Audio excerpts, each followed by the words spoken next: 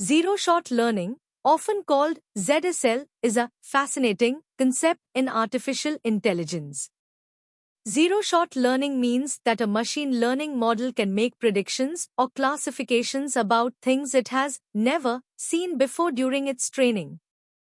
Normally, when we train a machine learning model, we show it lots of examples for each category. If we want a model to recognize dogs, we give it thousands of dog pictures. But with zero-shot learning, the model doesn't need to see any examples of a particular category during training. Instead, it relies on other kinds of information, like descriptions or relationships, to figure things out. Here's an example. Imagine you built a text classifier to categorize news articles. You trained it to recognize categories like politics, sports, and technology.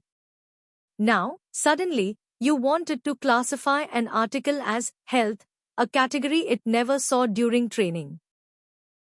With zero-shot learning, if you provide a description of what health articles are like, the model can still do the job.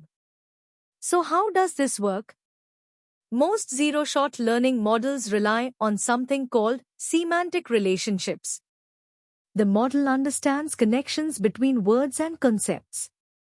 Because it has seen large parts of the internet, it makes educated guesses about unfamiliar topics.